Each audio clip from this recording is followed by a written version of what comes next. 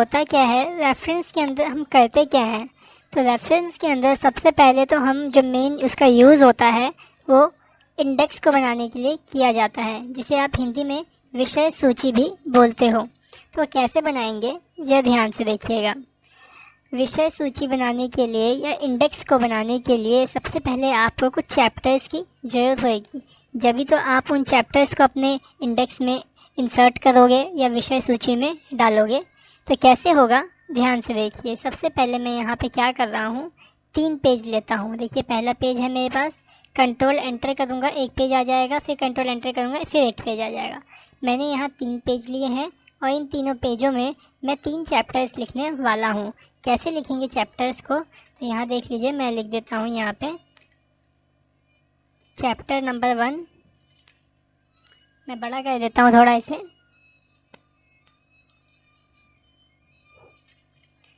Chapter number 1, okay.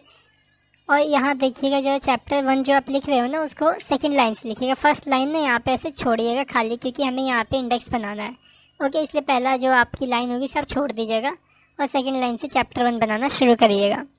तो इसके अंदर मैं रैंडम टेक्स्ट टाइप कर देता हूँ कुछ इस तरीके से, 3 पैराग्राफ वाला टेक्स्ट मैंने टाइप कर लिया।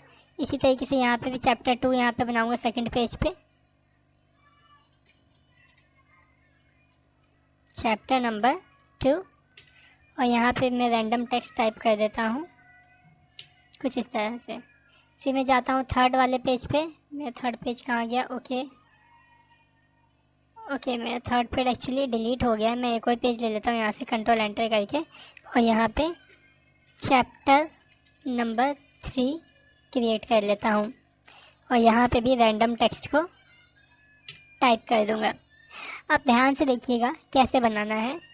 अब सबसे पहले आपको एक काम करना होगा, इन चैप्टर्स को आपको हेडिंग 1 में कन्वर्ट करना होगा। कैसे कन्वर्ट करते हैं, याद होगा जब मैंने आपको होम करवाया था तो उसके अंदर बताया था कि जो ये स्टाइल है इनके यूज़ हम बाद में सीखेंगे। तो हेडिंग 1 में आप इसे कन्वर्ट करोगे। देखिए चैप्टर 1 को ऐसे सेलेक्ट करोगे और हेडिंग 1 में इसे कन्वर्ट कर दोगे, ये तो एक हेडिंग बन जाएगी। इसी तरीके से आपको चैप्टर 1, चैप्टर 2 और चैप्टर 3 को हेडिंग 1 में कन्वर्ट कर देना है, ठीक है। इसे कन्वर्ट करने से क्या होगा, एक लिंक बन जाएगा इसके अंदर कुछ इस तरीके से। देखिए मैंने 3 क्रिएट कर लिया, चैप्टर 1, चैप्टर 2, चैप्टर 3, और इनको हेडिंग्स में कन्वर्ट कर लिया। अब मुझे करना क्या, सबसे ऊपर कर्सर रखना है जहाँ पे मैंने इंडेक्स के लिए जगह छोड़ी थी, और रेफरेंस में जाना है और यहाँ टेबल ऑफ कंटेंट पे क्लिक करके यहाँ पे टेबल ऑफ कंटेंट वाले ऑप्शन को चूज़ कर लूँगा। ये वाले चाहे ये वाले, किसी भी ऑप्शन को चूज़ कर लीजिएगा। तो मैं इसको चूज़ कर लेता हूँ। ये देखिए, तो यहाँ पे क्या आया, देखिए इंडेक्स बन के आ गया। यहाँ आपके पेज नंबर आ गए, यहाँ आपके चैप्टर नेम आ गए। अगर आप यहाँ चैप्टर 1 की जगह चैप्टर का नेम भी लिखोगे तो वो भी यहाँ पे अपीयर हो जाएगा।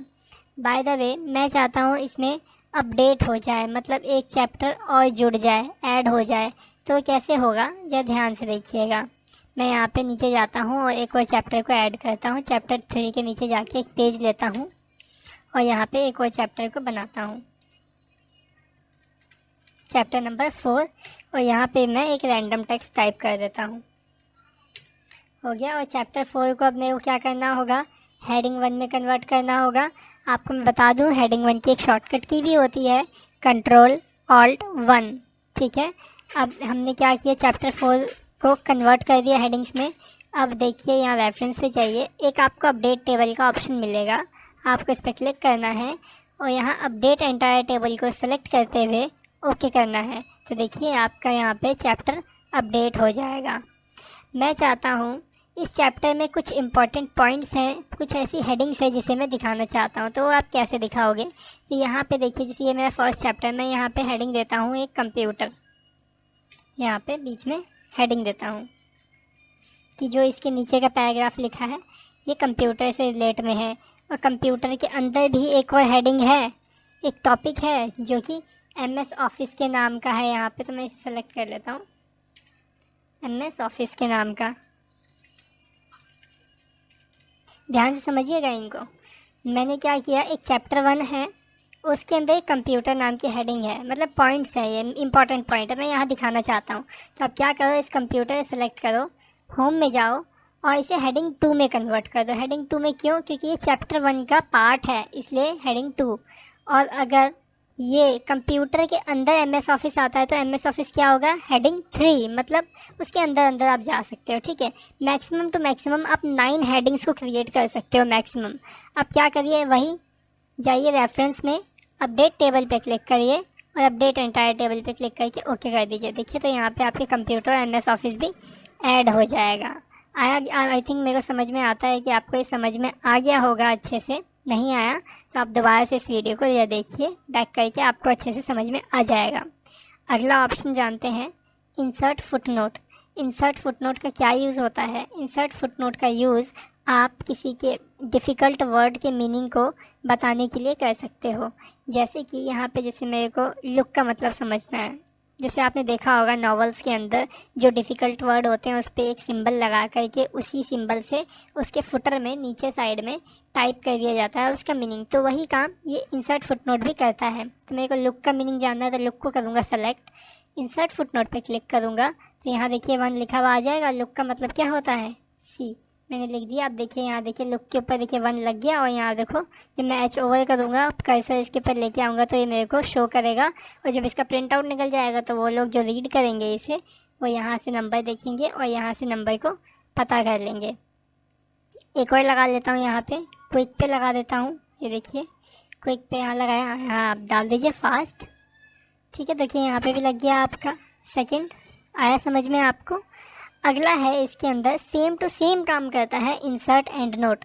इसका क्या यूज़ होता है? इसका भी सेम यूज़ होता है, बस इसका ये काम है कि ये सबसे नीचे मीनिंग को दर्शाता है, सबसे लास्ट वाले पेज पे। बाय द वे, अगर मैं इसके अंदर ही फर्स्ट चैप्टर में से ही मैं किसी भी वर्ड को सेलेक्ट कर लूँगा, लेकिन जब मैं इस पर क्लिक करूँगा तो उसका मीनिंग लिखने के लिए मेरे को सबसे लास्ट पेज पे लेके जाएगा। जैसे कि मैं यहाँ पे किसी को एक सेलेक्ट कर लेता हूँ, जैसे यहाँ पे मैं करने वाला हूँ चेंज को, जैसे मैं सेलेक्ट कर लेता हूँ और इस पे लगाता हूँ इंसर्ट एंड नोट पे क्लिक करूँ। देखिए चैप्टर 4 वाले पेज पे ले जाएगा मेरे को ये। देखिए एकदम सबसे नीचे आ गया, देखिए चैप्टर 4 वाले पेज पे। अब यहाँ पे इसका मीनिंग लिखना पड़ेगा हमें, जैसे शिफ्ट, चेंज का मतलब शिफ्ट भी होता है। ठीक है, तो इस तरीके से इन दोनों में डिफरेंस है, बाकी दोनों वर्क काम सेम करते हैं। अगला ऑप्शन है नेक्स्ट फुटनोट। जितने भी आपने फुटनोट लगाए हैं आप उनको नेक्स्ट और प्रीवियस कर सकते हो। जैसे मैं नेक्स्ट पे क्लिक किया, देखिए यहाँ आ गया, ये देखिए। ठीक है, नेक्स्ट किया और यहाँ से प्रीवियस करूँगा तो देखिए प्रीवियस वाले फुटनोट पे चला जाएगा। फिर से प्रीवियस करूँगा तो प्रीवियस आ जाएगा, जो पहले लगाया था कि फर्स्ट पे पहुँच गया कर्सर, तो देखने के लिए। अगला शो नोट्स। इसके अंदर आप क्लिक करोगे तो आपके नोट शो करेगा। पूछ रहा है आपसे आप फुटनोट देखना चाहते हो एंड नोट। मैंने बोला मेरे को फुटनोट दिखाओ, तो फुटनोट सेलेक्ट करो, ओके करो, तो देखिए फुटनोट्स आपको यहाँ पे इस तरह से शो हो जाएंगे। अगला आगे चलते हैं। आगे है आपका इंसर्ट सिटेशंस। ठीक है, इसके अंदर क्या होता है, आप किसी ऑथर का नाम लिख सकते हो। कैसे लिखेंगे, ध्यान से देखिए। सबसे पहले आपने क्लिक करना है इंसर्ट सिटेशंस पे और ऐड न्यू सोर्स के बटन पे क्लिक करना है। जैसे ही आप इस पर क्लिक करोगे वैसे ही क्रिएट सोर्स का ऑप्शन आपको यहाँ पे ओपन मिलेगा। यहाँ आप जाएंगे टाइप ऑफ सोर्स पे, आप क्या प्रिंट आउट कर रहे हो, बुक, तो यहाँ बुक चूज़ कर लीजिए।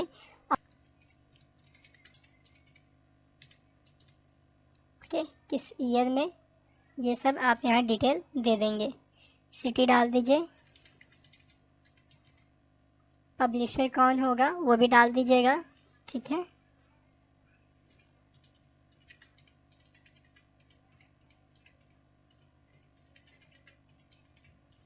बेस्ट बुक पब्लिशिंग हाउस, मैंने पब्लिशर का नाम डाल दिया। अब क्या करिए, ओके के बटन पे क्लिक करिए। जरा देखिएगा ध्यान से, जब आप ओके के बटन पे क्लिक करना उससे पहले आपका कर्सर देखिए यहाँ पे होना चाहिए, ठीक चैप्टर जहाँ इंडेक्स ख़त्म हो रहा है उसके नीचे यहाँ पे। फिर ओके करिएगा तो देखिए यहाँ पे आपके एजुकेशन करके इस तरीके से कुछ शॉर्टकट में नेम आपका यहाँ अपीयर होगा। मैं चाहता हूँ मेरे को शॉर्टकट में नेम नहीं चाहिए, मेरे को फुल्ली नेम चाहिए। तो आप क्या करिए, कर्सर यहीं रखिएगा, बायोग्राफी में जाइएगा और यहाँ से बायोग्राफी पे क्लिक कर दीजिएगा, तो जिससे कि आपकी पूरी बायोग्राफी यहाँ पे आ जाएगी। आप यहाँ जाइए और यहाँ पे इस तरह से स्टाइल चेंज करके चेक करिए, आपको पता चल जाएगा। देखिए यहाँ मैंने स्टाइल चेंज किया, देखिए यहाँ से थोड़ा सा चेंज हुआ। इस तरह से आप चेंज करोगे तो ऑटोमेटिकली देखो आपको चेंजेस दिखाई देंगे।